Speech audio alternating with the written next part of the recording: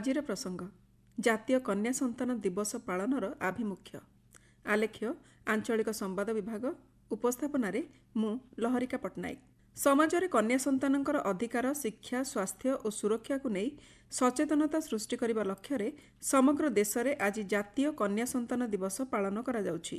କନ୍ୟା ସନ୍ତାନଙ୍କୁ ସମ୍ମାନର ସହ ବ୍ୟବହାର ପ୍ରଦର୍ଶନ କରିବା, ସେମାନଙ୍କୁ ଆଗକୁ ବଢ଼ିବା ପାଇଁ ସହଯୋଗ ପ୍ରଦାନ କରିବା, ତାଙ୍କର ଦକ୍ଷତା ବିକାଶ ଏବଂ ସମାଜରେ ସେମାନଙ୍କ ସମାନ ଅଧିକାର ପ୍ରଦାନକୁ ସୁନିଶ୍ଚିତ କରିବା ଲକ୍ଷ୍ୟରେ ପ୍ରତ୍ୟେକ ବର୍ଷ ଜାନୁଆରୀ 24 ତାରିଖରେ ଏହି ଦିବସ ପାଳନ କରାଯାଉଛି।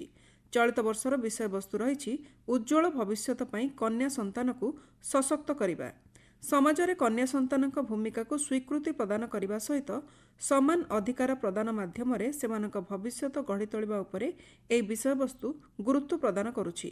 2008 ମସିହା ଜାନୁଆରୀ 24 ତାରିଖରେ ପ୍ରଥମ ଥର ପାଇଁ ମହିଳା ଓ ଶିଶୁ ବିକାଶ ମନ୍ତ୍ରଣାଳୟ ପକ୍ଷରୁ ଏହି ଦିବସ ପାଳନ କରାଯାଇଥିଲା।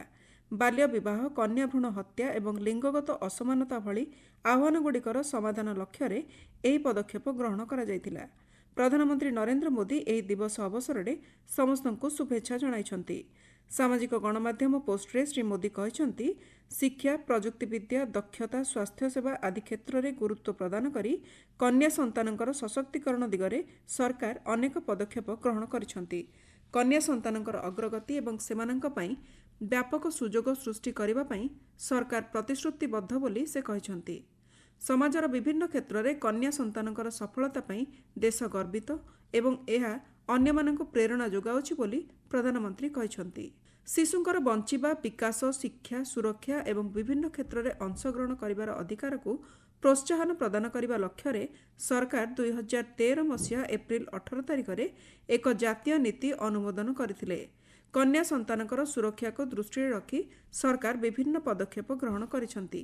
ସେଗୁଡ଼ିକ ମଧ୍ୟରେ ବାଲ୍ୟ ବିବାହ ନିଷେଧ ଆଇନ, ପୋକ୍ସୋ ଆଇନ, ଶିଶୁଙ୍କ ଯତ୍ନ ସୁରକ୍ଷା ଆଇନ, ଶିଶୁ ଶ୍ରମିକ ନିଷେଧ ଓ ନିୟନ୍ତ୍ରଣ ଆଇନ, ଯୌତୁକ ନିଷେଧ ଆଇନ ଆଦି ଅନ୍ତର୍ଭୁକ୍ତ।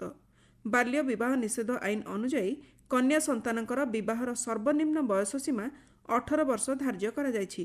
ବିଭିନ୍ନ ପ୍ରକାର ଯୌନ ନିର୍ଯାତନାରୁ ଶିଶୁଙ୍କୁ ସୁରକ୍ଷା ପ୍ରଦାନ କରିବା ଏବଂ ଏକ ଅନୁକୂଳ ନ୍ୟାୟିକ ପ୍ରକ୍ରିୟା ପ୍ରଚଳନ କରିବା ଲକ୍ଷ୍ୟରେ ପୋକ୍ସୋ ଆଇନକୁ ପ୍ରବର୍ତ୍ତନ କରାଯାଇଛି। ଜୁଭେନାଇଲ୍ ଜଷ୍ଟିସ୍ ବା ଶିଶୁଙ୍କ ଯତ୍ନ ଓ ସୁରକ୍ଷା ଆଇନ ସେମାନଙ୍କର ବିଚାର ପ୍ରକ୍ରିୟା, ଯତ୍ନ ଏବଂ ଥଇଥାନ ଆଦିକୁ ସୁନିଶ୍ଚିତ କରିଥାଏ। ଏହି ଆଇନ ଅଧୀନରେ ଶିଶୁ କଲ୍ୟାଣ ସମିତି ଓ ଜୁଭେନାଇଲ୍ ଜଷ୍ଟିସ୍ ବୋର୍ଡ ଗଠନ କରାଯାଇଛି। ଶିଶୁ ଶ୍ରମିକର ଅନ୍ତ ଘଟାଇବାକୁ ଶିଶୁ ଶ୍ରମିକ ନିଷେଧ ଓ ନିୟନ୍ତ୍ରଣ ଆଇନ କାର୍ଯ୍ୟକାରୀ କରାଯାଇଛି। ଏଥିରେ ଶିଶୁଙ୍କ ଦ୍ୱାରା କରାଯାଉଥିବା କାମର ସଂଜ୍ଞା ନିରୂପଣ ହୋଇଛି। ଯୌତୁକ ନିଷେଧ ଆଇନ ଅନୁଯାୟୀ ବିବାହ ସମୟରେ ଯୌତୁକ ଦେବା ଏବଂ ନେବାକୁ ବେଆଇନ ଘୋଷଣା କରାଯାଇଛି। ଏଥିପାଇଁ କଠୋର ଦଣ୍ଡର ମଧ୍ୟ ବ୍ୟବସ୍ଥା ରହିଛି। କନ୍ୟା ଭ୍ରୂଣ ହତ୍ୟାକୁ ରୋକିବା ଲାଗି PCPNDT ଆଇନ ଲାଗୁ କରାଯାଇଛି।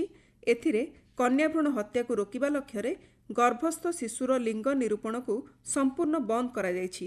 ସେହିଭଳି ଜାତୀୟ ସ୍ୱାସ୍ଥ୍ୟ ନୀତି ଏବଂ ଜାତୀୟ ପୋଷଣ ମିଶନକୁ ମଧ୍ୟ କାର୍ଯ୍ୟକାରୀ କରାଯାଇଛି। ଶିଶୁଙ୍କୁ ସୁଲଭ ଚିକିତ୍ସା ପ୍ରଦାନ ସହ ପର୍ଯ୍ୟାପ୍ତ ପୋଷଣ ଉପଲବ୍ଧ କରିବା ଲକ୍ଷ୍ୟରେ ଜାତୀୟ ଶିଶୁ ନୀତି 2013 ଗୁରୁତ୍ୱପୂର୍ଣ୍ଣ ଭୂମିକା ନିର୍ବାହ କରୁଛି। କନ୍ୟା ସନ୍ତାନଙ୍କର ସୁରକ୍ଷା ନିମନ୍ତେ କେନ୍ଦ୍ର ସରକାର କେତେକ କଲ୍ୟାଣକାରୀ ଯୋଜନା କାର୍ଯ୍ୟକାରୀ କରିଛନ୍ତି। ସେଗୁଡ଼ିକ ମଧ୍ୟରେ ରହିଛି ବେଟି ବଚାଓ ବେଟି ପଢ଼ାଓ, ସୁକନ୍ୟା ସମୃଦ୍ଧି ଯୋଜନା, ବାଳିକା ସମୃଦ୍ଧି ଯୋଜନା, CBSE ଉଡ଼ାନ ଯୋଜନା ଏବଂ ବାଳିକାଙ୍କ ମାଧ୍ୟମିକ ଶିକ୍ଷା ପ୍ରଦାନ ଲକ୍ଷ୍ୟରେ ଜାତୀୟ ପ୍ରୋତ୍ସାହନ ଯୋଜନା ଆଦି ରହିଛି। ବିଭିନ୍ନ ରାଜ୍ୟ ସରକାରଙ୍କ ପକ୍ଷରୁ ମଧ୍ୟ କନ୍ୟା ସନ୍ତାନଙ୍କ କଲ୍ୟାଣ ପାଇଁ ନିଜସ୍ୱ ଯୋଜନା ପ୍ରବର୍ତ୍ତନ କରାଯାଇଛି। ସେଗୁଡ଼ିକ ହେଉଛି ହରିୟାଣାର ଲାଡଲି ଯୋଜନା, ମଧ୍ୟପ୍ରଦେଶର ଲାଡଲି ଲକ୍ଷ୍ମୀ ଯୋଜନା, କର୍ଣ୍ଣାଟକର ଭାଗ୍ୟଶ୍ରୀ ଯୋଜନା, ମହାରାଷ୍ଟ୍ରର ମାଝି କନ୍ୟା ଭାଗ୍ୟଶ୍ରୀ ଯୋଜନା ଏବଂ ପଶ୍ଚିମବଙ୍ଗର କନ୍ୟାଶ୍ରୀ ଯୋଜନା। ଏଥିସହ ଓଡ଼ିଶା ସରକାର ମଧ୍ୟ କେତେକ କଲ୍ୟାଣକାରୀ ଯୋଜନାର ପ୍ରବର୍ତ୍ତନ କରିଛନ୍ତି। ସେଗୁଡ଼ିକ ମଧ୍ୟରେ ବାଳିକା ବୃତ୍ତି ପାଇଁ ସୁଦକ୍ଷ ଯୋଜନା, କିଶୋରୀ ଶକ୍ତି ଯୋଜନା, ଅଦ୍ୱିକା ଯୋଜନା, କିଶୋରୀ ବାଳିକା ଯୋଜନା ଏବଂ ସୁଭଦ୍ରା ଯୋଜନା। କନ୍ୟା ସନ୍ତାନଙ୍କର ଅଧିକାର ଏବଂ ସୁରକ୍ଷାକୁ ସୁନିଶ୍ଚିତ କରିବା ପାଇଁ ଆମ ସମସ୍ତଙ୍କର ଗୁରୁତ୍ୱପୂର୍ଣ୍ଣ ଭୂମିକା ରହିଛି।